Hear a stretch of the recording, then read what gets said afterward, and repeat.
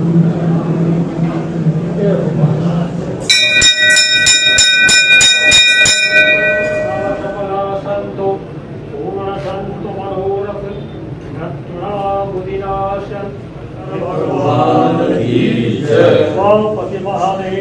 की जय, रामचंद्र की जय।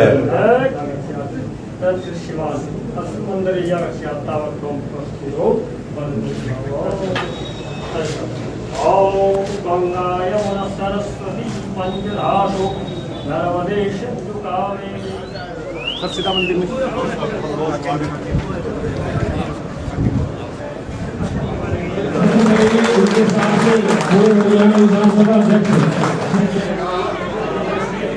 हमारे बहुत पुराने कार्यकर्ता हैं जो कि पार्टी की यहाँ पर नहीं करती। ऐसे पुराने कार्यकर्ताओं की वजह से आज पार्टी इस कार्य पर गई है। आपका बहुत बहुत स्वागत आप सबका आज इस कार्यक्रम में मैं बहुत ही स्वागत करता हूं, दिल से धन्यवाद करता हूं, क्योंकि ये कार्यक्रम कल ही फाइनल हुआ। सारा गांव आज यहां उपस्थित है और मुझे खुशी है कि आज रामगढ़ में जो पार्टी द्वारा अभियान चलाया गया है उस कार्यक्रम के निमित्त मुझे आपके बीच में आने का अवसर मिला है। आदरणीय मोदी जी की और पार्टी की सोच रहती है कि चुनाव है या चुनाव नहीं है। कहीं तो ऐसे लोग जब चुनाव की घंटी बज जाएगी फिर आवागे गाँव में तभी आवाना और फिर आगे लग जाकर है कहा मैं ये कर दूंगा, मैं वो कर दूंगा। एवं नबी लाले पुआते हम घूमते रहा जा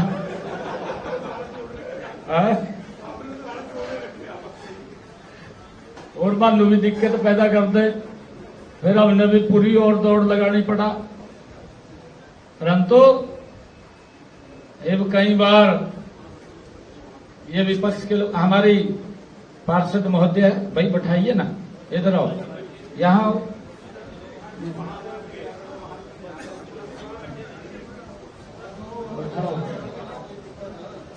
हमारे यहाँ से पार्षद महोदय हैं,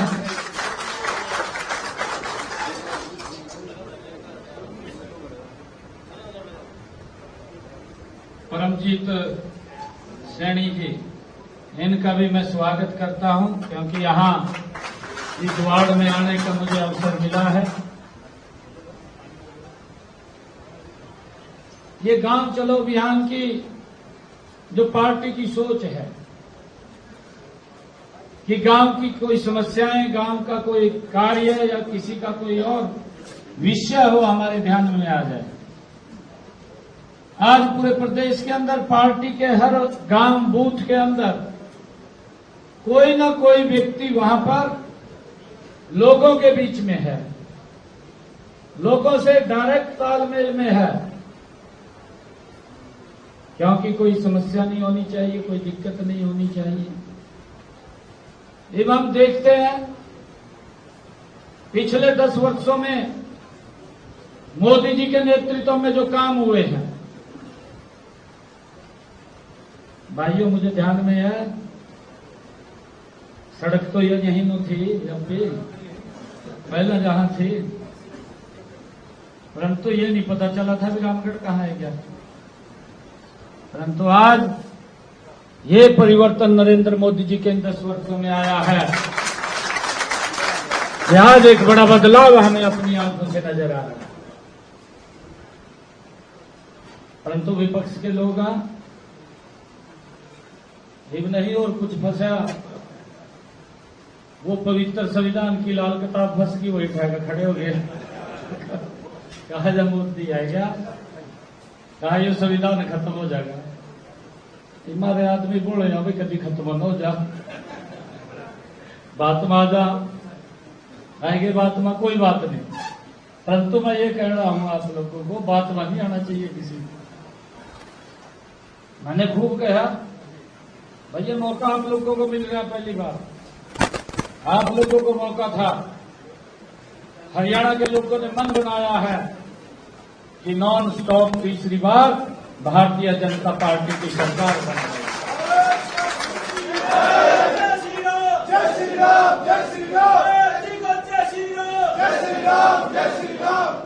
परंतु कोई बात नहीं, ये कुंभ का मिलना तो है नहीं, 12 साल बाद आवागा।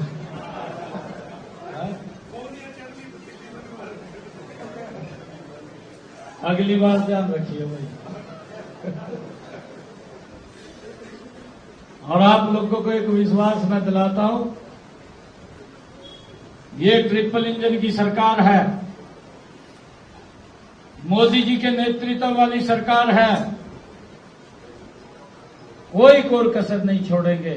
3 गुणा गति से काम करने वाली सरकार, गति से काम कर रहे हैं। हर बारीक से बारीक स्थान के ऊपर भी हमारी नजर है। किसी व्यक्ति को कोई दिक्कत समस्या न आए, उसको लेकर के हम लगातार संपर्क में भी रहते हैं, बात सुन करके उसका समाधान करते हैं। मैं आपको बताना चाहता हूं कि मैं पीछे देख रहा था कि मेरे को कितने लोग मिलने के लिए आए। जब मैंने आंकड़ा उसका निकाला तो मुझे 1.5 लाख लोग मिले आकर के, सीधे मिले आकर के 1.5 लाख लोग। और जब मैंने देखा कि उनमें समाधान कितने का हुआ, वो ग्रीवेंस लेकर के आए। 75,000 लोगों के काम हुए हैं, 75,000 के। देखिए भाई, किसी का कोई कोर्ट का मसला है या किसी का परिवार का मसला है, एक परिवार में लड़ पड़े भाई, मैं तो देख बीच में नहीं आता। हाँ, मैं नहीं बीच में आने का। रिश्तेदारों को बुलाकर अपना समझौता करो। अन्याय किसी के साथ नहीं होगा, अन्याय ये सरकार नहीं होने देगी। और इस कारण से हम बात सुनते हैं और इस बात को लेकर के लोग संतुष्ट भी हैं। मुझे खुशी है कि आज आप लोगों के बीच में, आज मुझे पहली बार ये प्रधान सेवक के रूप में हरियाणा का रामगढ़ में आने का मुझे सौभाग्य प्राप्त हुआ है। नहीं तो मैं जहां कई बार आया, मैं वैसी भी आई जाऊंगा है, चुनाव के अलग भी आई जाऊंगा। परंतु आज मुझे अवसर मिला है, मैं आप सबका दिल से धन्यवाद करता हूं। पार्टी ने क्योंकि कई कार्यक्रम रखे थे, उन कार्यक्रमों में फिर आगे भी कई कार्यक्रम हैं, आपके बीच में आने का अवसर मिला है। और हम देखते हैं कि पिछले 10 वर्षों में कोई छोटे काम नहीं हुए हैं देश के अंदर। मैंने एक रोड्स की बात की है। आज हरियाणा प्रदेश के अंदर इन 10 वर्षों में यह स्थिति रोड की आ गई है कि आप हरियाणा के किसी भी कोने के ऊपर खड़े होंगे, दूसरे कोने में पहुंचने में आपको मात्र 3.5 घंटे लगेंगे। ये बदलाव इन 10 वर्षों के अंदर आया है। नहीं तो हम ये भी देखते थे, यहां से अगर सहारनपुर भी जाना हुआ था 8 घंटे लगाते नहीं लगते हैं, 8 घंटे लगते थे। और आज क्या स्थिति है, रामगढ़ से रोड के ऊपर चढ़ो, आप 45 मिनट के अंदर सहारनपुर क्रॉस कर जाते हैं। ये बदलाव हमारी 10 वर्षों की सरकार कर रही है। गति से देश बदला, रोड का इंफ्रास्ट्रक्चर मजबूत किया है। रोड का तो किया है, हमने कॉलेज बनाए हैं, एजुकेशन के अंदर गजब का काम हुआ है। आदरणीय मनोहर लाल जी ने एक बात कही थी, बेटियों को 20 किलोमीटर से ज्यादा पढ़ने के लिए नहीं जाना पड़ेगा, और हर 20 किलोमीटर के ऊपर एक राजकीय महाविद्यालय खड़ा हो गया। आज लाखों की संख्या में हमारी बेटियां एजुकेशन ले रही हैं। आज हमने हरियाणा प्रदेश के अंदर हर घर के अंदर जल पहुंचाने की व्यवस्था इन्हीं 10 वर्षों में की है। नहीं तो दक्षिणी हरियाणा में हम देखते थे, शाम के समय हमारी माताएं बहनें सर के ऊपर मटका रख करके 2 किलोमीटर दूर से पानी पीने का लेकर के आती थी। परंतु आज दिखाई नहीं देते। काम किया, हर घर के अंदर नल गया है, स्वच्छ जल गया है। हरियाणा देश का पहला ऐसा राज्य है, नहीं तो कई लोग राजनीति करते थे। और हमने कहा, मैंने जब ये जिम्मेवारी 12 मार्च को मिली, 12 मार्च के बाद तुरंत कार्यक्रम किया कुरुक्षेत्र के अंदर और वहीं पर घोषणा की कि आने वाले समय के अंदर हरियाणा के किसान की 100% फसल एमएसपी पर खरीदने का काम हमारी खरीद रहे हैं। आज खरीद रहे हैं और उसके लिए हम इंफ्रास्ट्रक्चर भी खड़ा कर रहे हैं। अभी बजट के अंदर हमने बोला, जो हमारा सरसों का किसान है, रेवाड़ी, महेंद्रगढ़, भिवानी, रोहतक, वहां पर एक हमारी एशिया की सबसे बड़ी तेल मिल लगाने का काम हमने अपने बजट के अंदर घोषणा की कि हम वहां पर लगाएंगे, ताकि मेरा किसान जो सामान उत्पादन करता है उसकी फरोख्त भी होनी चाहिए। हमने एक दूसरी मिल अपने बजट के अंदर कहा कि हमारा जो सूरजमुखी का किसान है उसके लिए कुरुक्षेत्र में, इलाहाबाद में कहीं पर जगह मिलेगी, एशिया की सबसे बड़ी शुगर, ये सूरजमुखी की ऑयल मिल, वो भी लगाने का काम हम करें, ताकि किसान को उसकी फसल का लाभकारी मूल्य मिले, उसको कहीं इधर उधर न जाना पड़े। भाइयों, हम गति से लगातार उसके अंदर काम कर रहे हैं। हमने इन्हीं पिछले 10 वर्षों के अंदर भाइयों, चाहे रेलवे की कनेक्टिविटी हो, चाहे हॉस्पिटल्स की बात हो, अभी मैंने बजट के अंदर एक और घोषणा की। मैंने कहा कि हर डिस्ट्रिक्ट के ऊपर एक सर्व सुविधाओं से सुसज्जित अगर कोई व्यक्ति सरकारी हॉस्पिटल में गया तो वहां पर उसका इलाज होगा ही होगा। ये सारी सुविधाएं हम सरकारी हॉस्पिटल में डिस्ट्रिक्ट लेवल के ऊपर एक हॉस्पिटल में करने जा रहे हैं, ताकि उसको कहीं इधर उधर न जाना पड़े। चाहे वहां डॉक्टर की, लैब की, या वहां पर MIR की, CT स्कैन की, किसी भी चीज की आवश्यकता होगी तो सारी की सारी सुविधाएं वहां हॉस्पिटल में मिलेंगी। हमने कहा है ताकि लोगों को स्वास्थ्य के प्रति ये सरकार गति से काम कर रही है। और हमने ये भी कहा है इसी बजट के अंदर, जिसके ऊपर काम चल रहा है, हर 10 किलोमीटर के ऊपर मॉडल संस्कृति स्कूल भी बनाने का काम ये सरकार करेगी। भाइयों, स्वास्थ्य, हेल्थ, बिजली, पानी, बिजली 24 घंटे मिल रही है ना। नहीं तो कांग्रेस जो कहते थे कहा हम देंगे, कहा मैनिफेस्टो में लिख दिया था, पर दी नहीं किसी ने, दी तो नहीं। भाई इसी बात पर ध्यान रखे करो, पंखा तो चल रहा है, लकड़ी तो पंखी नहीं चला था, मच्छर पाड़ का खा लेते। आप लोगों से कि आप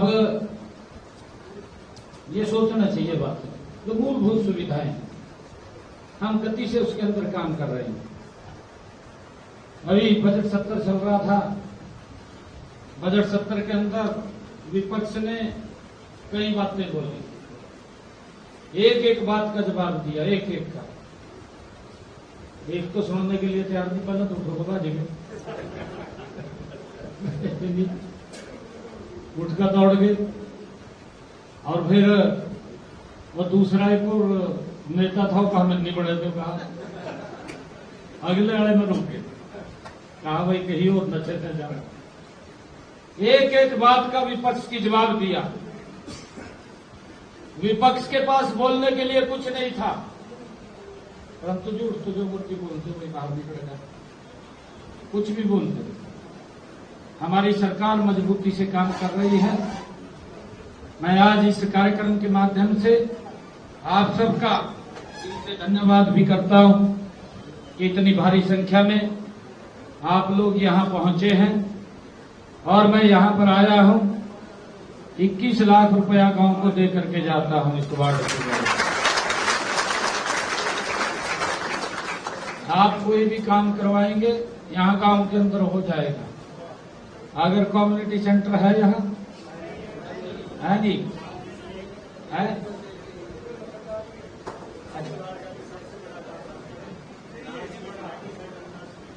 जगह देख ले कमेटी सेंटर बना लेंगे।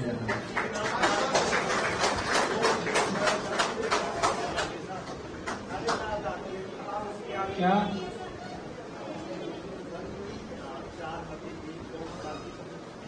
ना उसमें नहीं बन पाएगा। नहीं उसको गौचरान के ऊपर ना कब्जा होगा ना कुछ कर सकेंगे, कुछ होगा तो खाली गौशाला के लिए तो हो सकती है, क्योंकि माननीय सुप्रीम कोर्ट का आदेश है, कुछ भी कंस्ट्रक्शन करती वही करवा देंगे। वो बड़ी दिक्कत है उनकी, वो नहीं बनेगा। भारतीय जनता पार्टी द्वारा गांव चलो वार्ड चलो अभियान के निमित्त आज मुझे पंचकुला जिले के रामगढ़ गांव में आने का मौका मिला है। सबसे पहले मैं शिवालय मंदिर में, वहां पर हमने स्वच्छता अभियान चलाया। स्वच्छता अभियान के बाद हमने वहां पूजा अर्चना भी की है। पूजा अर्चना के बाद हमने गांव के लोगों से बातचीत चौपाल पर मीटिंग की है। अभी आपके सामने इस चौपाल के अंदर मैं बैठा हूं। और इसके बाद हम यहाँ के हमारे जो बूथ समिति के कार्यकर्ता हैं उन कार्यकर्ताओं से मिलने का हमारा कार्यक्रम है। और बूथ समिति के बाद हम एक हमारा जो आंगनवाड़ी केंद्र है और एक हमारा जो डिस्पेंसरी CSC PSC सेंटर है उसमें भी जाने का कार्यक्रम है। लगातार के ये कार्यक्रम गांव के अंदर हैं। लगभग 4-5 घंटे आज हर गांव के अंदर हमारा भारतीय जनता पार्टी का नेता कार्यकर्ता आज वहां पर उपस्थित है। और इसके तहत सरकार ने जो डबल इंजन सरकार ने काम किए हैं उन कामों के बारे में लोगों से चर्चा करनी, लोगों की कोई समस्या गांव की तरफ से आती है उसको लेकर के उसका समाधान करना, इस कार्यक्रम का मुख्य उद्देश्य ये था। प्रधानमंत्री जी पहुंच रहे हैं, परसों इस तरीके की तैयारियां और क्या हमारी जबरदस्त तैयारियां हैं। आदरणीय प्रधानमंत्री जी का जोरदार स्वागत हरियाणा की इस ऐतिहासिक पवित्र भूमि के ऊपर हम करेंगे, क्योंकि ये हरियाणा हरि की भूमि है। यहाँ आदरणीय प्रधानमंत्री जी का जोरदार स्वागत होगा और भारत रत्न बाबा साहेब भीमराव अंबेडकर जी की जयंती के अवसर के ऊपर हरियाणा विकसित हो, हरियाणा गति से आगे बढ़े, 2 बड़ी परियोजनाओं हरियाणा को देने के लिए आ रहे हैं। एक महाराजा अग्रसेन एयरपोर्ट, उसका कल उद्घाटन होगा और चौधरी दीन बंधु छोटू राम जी थर्मल पावर यमुनानगर में एक सुपर क्रिटिकल 800 मेगावाट की यूनिट का शिलान्यास करेंगे। आने वाले समय में उसका बड़ा लाभ दोनों का हरियाणा के लोगों को मिलेगा और हरियाणा भी उस विकसित भारत में एक मजबूती से आगे बढ़ेगा। आदरणीय प्रधानमंत्री जी के सपने को पूरा करेंगे। विनेश फोगाट जी ने प्लॉट जो इनाम राशि मांगी है, तो कैसे सरकार क्या देने जा रही है? नहीं, देखिए, हमने कहा था उसमें कोई राजनीति का विषय नहीं है। हमारी विनेश फोगाट, क्योंकि उस वक्त वहाँ के नॉर्म थे, उस नॉर्म के अनुसार ही, क्योंकि वो अंतर्राष्ट्रीय स्तर का मामला था और उस मामले के अंदर विनेश फोगाट को भी मालूम है, ऐसा नहीं है, उनको भी मालूम है। परंतु हमने कहा था कि हमारी बेटी है विनेश फोगाट, हम उसके सम्मान को कम नहीं रहने देंगे। अगर उसको, क्योंकि उसने दुख हुआ है, क्योंकि हमारी वो हीरो है और हमने कहा था कि हम उसके सम्मान को बरकरार रखेंगे। तो हमने उस वक्त कहा था, मैंने कहा था कि विनेश फोगाट वो डिमोरलाइज ना हो, उसके लिए सरकार उसके साथ खड़ी है और हम उसको सम्मान देंगे। और सम्मान हमने कहा है हम देंगे, कोई ऐसी बात नहीं। आज वो विधायक बनी है, सरकार ने पूछा है, क्योंकि उसमें कई चीज़ें वो होती है, सरकार ने कहा है कि इनमें से कौन कौन सा वो लेना चाहे वो बता दें, तो उसके लिए बाकी कुछ नहीं है, हम देने के लिए तैयार हैं। सर, एक लिंगानुपात में बहुत कमी आई है। कोई कमी नहीं आई है, मैंने कहा है कोई कमी नहीं आई है। आप पूरे के पूरे आंकड़े दिखाइए उठा करके। कमी 2014 से पहले थी, 2014 के बाद हमने गति से उसके ऊपर काम किया है। आदरणीय मोदी जी ने जो बेटी बचाओ बेटी पढ़ाओ का अभियान इस पवित्र भूमि से छेड़ा था, उस अभियान के कारण लाखों बेटियों को जीवन मिला है। ये आप अपनी उस रिपोर्ट के अंदर दिखाइए, कब कम हुआ है, कब वो कैसे कैसे बढ़ा है। अगर कोई कमी भी आई होगी उसके पीछे जरूरी नहीं, क्योंकि ये प्राकृतिक सारा का सारा है, उसके अंदर आपने बताना चाहिए। परंतु इस प्रकार का एक लगातार दुष्प्रचार करना, क्योंकि हमारी सरकार इस प्रकार के काम अगर कोई करता उसमें शामिल होता है तो सख्ताई से उसके खिलाफ कार्रवाई करने के लिए कटिबद्ध है। और हम कार्रवाई कर रहे हैं, यहाँ नहीं कर रहे, हम बॉर्डर क्रॉस करके भी कार्रवाई करते हैं। सीएम साहब, इसलिए सहेली नाम से महिला बाल विभाग भी कर रहे हैं और साथ ही साथ हमारा स्वास्थ्य विभाग भी कर रहा है, उसको लेकर क्या? नहीं, बिल्कुल, हमने कई रचना योजना उसके अंदर बनाई है और हमने अभी पंचायती राज दिवस के अवसर के ऊपर हम सरपंचों को भी बुलाने वाले हैं और हम उनको कुछ टारगेट देने वाले हैं। उसके वो टारगेट देंगे, आपके सामने है।